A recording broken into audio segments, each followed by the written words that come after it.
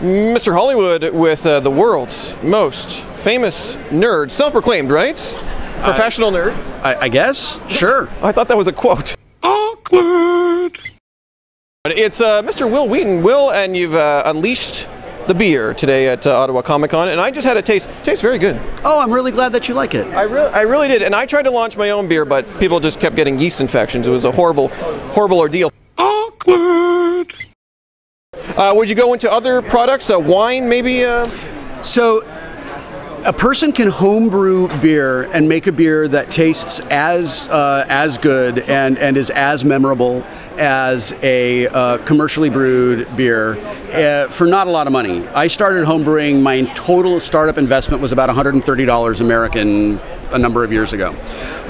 Making wine is much more complicated. It's much more difficult. And I will leave winemaking to people who have the ability to make the really wonderful and expensive and complex wines that I like.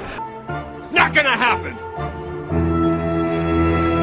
One of the reasons that I love making beer so much is that I can make a beer that is sort of a clone of a commercially available beer, and if I do it right, it's indistinguishable from its commercial inspiration. Yay, beer! If I was to sit down and watch something, and I was going to have some of this Wil Wheaton beer, what would you pair it with? I think this would go great with Adventure Time. Would probably pair very nicely with The Big Bang Theory. And I think that actually this would go really, really well with Death Note, maybe Ergo Proxy. I know what I'm doing tonight. Will, pleasure, my friend. Cheers. Yay, beer!